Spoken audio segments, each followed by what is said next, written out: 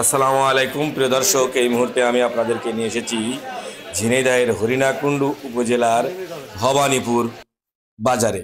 আমরা রয়েছি এখন দাঁড়িয়ে ৩ নম্বর তাহের হুদা ইউনিয়ন পরিষদের সামনে। আর আজকে এই বাজারটি সম্পর্কে আপনাদের কিছুটা ধারণা বা পরিচয় করিয়ে দেব। আপনারা দেখছেন এই বটগাছটি, এই বটগাছ থেকেই শুরু ভবানীপুর বাজার।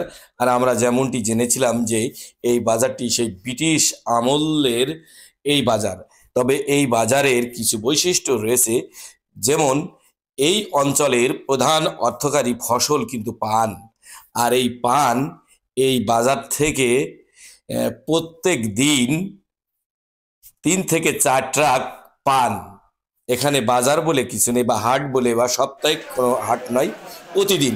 তবে এই বাজারে বেশির বেচা কিনা হয় বিচলি, খড়, পাতকাঠি এবং বাঁশের যে শলা বলে, এইগুলো কিন্তু সেখানে বেচা কিনা হয়।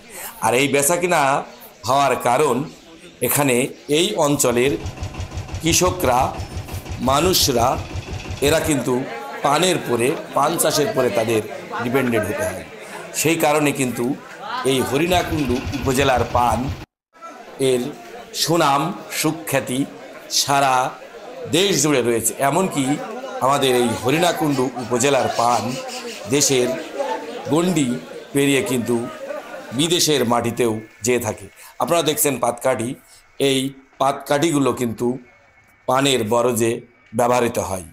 আর এই বাঁশও কিন্তু এই বরজের কাজে লাগে। আর আপনারা দেখেছেন বিশালি বা খড়, এগুলোও লাগে এই পানের বরজে। সেই কারণে এই পানের বরজ দিতে হলে যে সমস্ত জিনিসগুলো প্রয়োজন হয়, সেইগুলো কিন্তু এই বাজারে বিক্রয় হয়। আর এই বাজারটি আমি আপনাদের, এই অঞ্চলের মানুষ পান বিক্রয় করতে আসে এই বাজারে। অর্থাৎ এই বাজারটি অনেক পুরাতন। প্রত্যেক দিন ৩ থেকে ৪ ট্রাক পান লোড হয়ে চলে যায়। যদিও আমি আজকে এই ভিডিওর ভিতরে আপনাদের বাজারের দৃশ্যটা, অর্থাৎ চাষিদের দৃশ্যটা দেখাতে পারছি না, কারণ আমি যখন এই বাজারে গিয়েছিলাম ততক্ষণ কিন্তু পান চাষিরা পান বিক্রয় করে তারা কিন্তু ফিরে গেছে। যার কারণে আপনারা এখন দেখছেন আড়তদাররা, অর্থাৎ ব্যাপারীরা যে পান কিনেছিল সেই পানগুলো তারা বাঁধছে।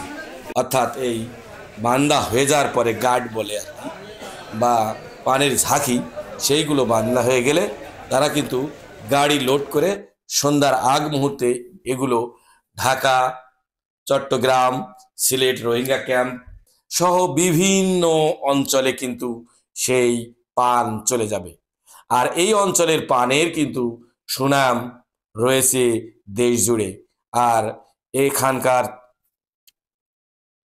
প্রিয় দর্শক, এই মুহূর্তে আমরা এই স্থানের একজন ব্যাপারী, নাম তুষার, আমরা তুষারের কাছে সরাসরি চলে যাব এবং তার কাছ থেকে বাজার সম্পর্কে জানব। পাঞ্জায় ১০০ বান্ডেলের উপর ৩ ট্রাকও হয়, অনেক সময় ৪ ট্রাকও হয়, আর অনেক সময় ২ ট্রাকেও দেওয়া হয়। সিলেটে যায়, চট্টগ্রাম যায়, কক্সবাজার, রোহিঙ্গা যায়, আর ময়মনসিংহ যায়।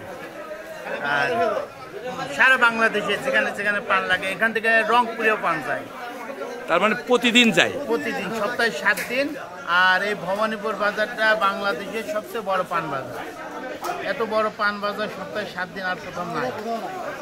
ধন্যবাদ তুষারকে।